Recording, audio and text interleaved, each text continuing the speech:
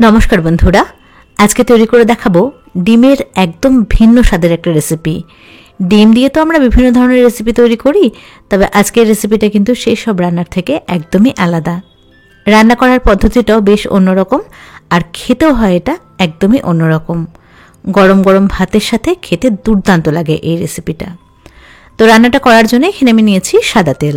এই রেসিপিটা কিন্তু সাদা তেল দিয়ে করলেই ভালো হয়। 4 টেবিল চামচ তেল ভালো করে গরম করে নিয়ে বড় সাইজের একটা পেঁয়াজ সুন্দর লালচে করে ভেজে নিতে হবে। মানে গ্যাসের আঁচ একদম বাড়িয়ে মোটামুটি 3-4 মিনিটের জন্য পেঁয়াজটাকে বেশ লালচে করে ভেজে নিচ্ছি। পেঁয়াজের বেরেস্তা আমরা তৈরি করব। পেঁয়াজের কালার দেখুন চেঞ্জ হয়ে এসেছে, আর পেঁয়াজ ভাজার খুব মিষ্টি একটা সুগন্ধ বেরিয়েছে। পেঁয়াজ যাতে পুড়ে না যায় সেজন্য গ্যাসের ফ্লেমটাকে একদম কমিয়ে এখান থেকে অর্ধেকটা পেঁয়াজ আমি তুলে রাখছি, কারণ পেঁয়াজটা পুড়ে গেলে কিন্তু তিতকুটে টেস্ট চলে আসবে, ভালো হবে না রান্নাটা। তো অর্ধেকটা পেঁয়াজ তুলে রেখেছি। কড়াইতে বেশ খানিকটা পেঁয়াজ আছে, এখানে এবার দিয়ে দিচ্ছি পেঁয়াজ, আদা আর কাঁচা লঙ্কা বাটা।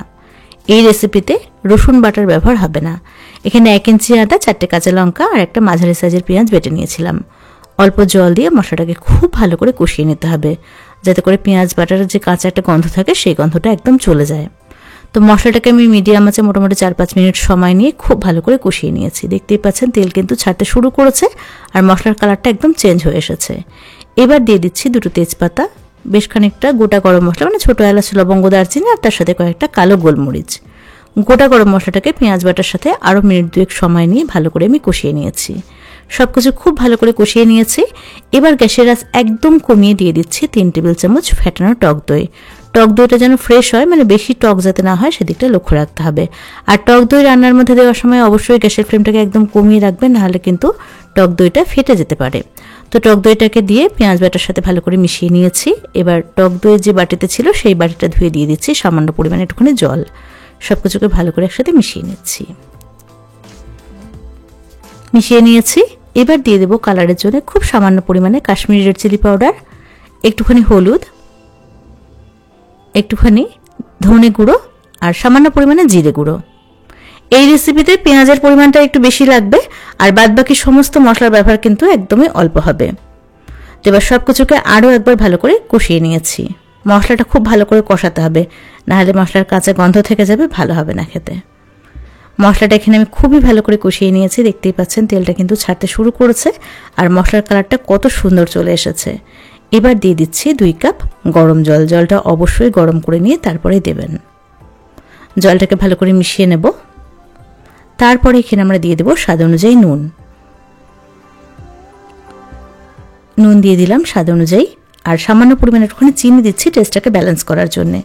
চিনি দিলে টেস্টটা কিন্তু একটু খোলে, ভালো হয় টেস্টটা। তবে যারা আপনারা চিনি একদম পছন্দ করেন না, তারা চিনি বাদ দিয়েও করতে পারেন। নুন চিনিটাকে ঝোলের সাথে ভালো করে মিশিয়ে নিয়ে ঝোলটাকে একদম টকবক করে ফুটিয়ে নিয়েছি। এবার এখান থেকে গোটা গরম মশলাগুলোকে একটু বাদ দিয়ে দিতে হবে। এই কাজটা কিন্তু অবশ্যই করতে হবে, কারণ এরপরে এই ফুটন্ত ঝোলটার মধ্যে আমরা কাঁচা ডিম দেব। তো সেজন্য কিন্তু গরম মশলাগুলোকে অবশ্যই উঠিয়ে দিতে হবে। গরম মশলাগুলোকে আমি সব তুলে নিয়েছি। এবার গ্যাসের আঁচটাকে মিডিয়ামে করে একটা একটা করে ডিম ফাটিয়ে ফুটন্ত ঝোলের মধ্যে দিয়ে দিচ্ছি। আমি 3টে ডিম দিয়ে রেসিপিটা করছি, তো 3টে ডিম ভেঙে দিয়ে দিলাম। মিডিয়াম আঁচে 5 মিনিটের জন্য ঢাকা দিয়ে রান্না করব। 5 মিনিট মিডিয়াম আঁচে রান্না করার পরে ঢাকনাটাকে খুলে নিলাম। দেখুন ডিমটা কিন্তু বেশ জমাট বেঁধে এসেছে, মানে একটা দিক জমাট বেঁধে গেছে। এবার অপর দিকের জন্য খুব আলতো হাতে একটুখানি উল্টে দিচ্ছি, যাতে করে 2 দিক থেকে ভালো করে সেদ্ধ হয়ে যায় ডিমটা। এটা দারুণ হয় খেতে। রেসিপিটা অবশ্যই একবার তৈরি করে খেয়ে দেখবেন, ভীষণ ভালো লাগবে আপনাদের। এখানে আমি ফ্লেভারের জন্য 3টে কাঁচা লঙ্কা চেরা দিয়েছি, সামান্য পরিমাণে একটুখানি গরম মশলার গুঁড়ো, আর যে ভাজা পেঁয়াজটা ছিল না সেটা দিয়ে দিলাম। ভালো করে একটুখানি মিশিয়ে নিয়ে মিডিয়াম আঁচে আরও 3-4 মিনিটের জন্য ঢাকা দিয়ে রান্না করব, যাতে করে ডিমটা খুব ভালো করে সুসিদ্ধ হয়ে যায়। তো 3-4 মিনিট আরও একবার রান্না করে নিয়েছি। এই পর্যায়ে কিন্তু ডিমটা খুব ভালো করে সেদ্ধ হয়ে গেছে, আর দারুণ একটা ফ্লেভার বেরিয়েছে।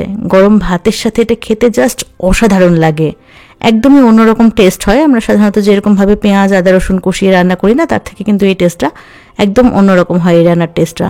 তো অবশ্যই তৈরি করে খেয়ে দেখবেন, ভীষণ ভালো লাগবে এটা খেতে। তো ব্যাস হয়ে গেল অসাধারণ স্বাদের ডিমের তেলানি বা ডিমের পোচকারি, নাম যাই হোক না কেন খেতে কিন্তু এটা দুর্দান্ত লাগে। এবার এটাকে আমি একটা পাত্রের মধ্যে পরিবেশন করে দেখাচ্ছি। দেখুন দেখতে এটা কত সুন্দর হয়েছে, আর খেতে কিন্তু অসাধারণ হয়েছিল। তো কেমন লাগলো আজকের রেসিপি সেটা অবশ্যই কমেন্টস করে জানাবেন। ভিডিও ভালো লাগলে একটা লাইক করবেন আর চ্যানেলটাকে সাবস্ক্রাইব করবেন।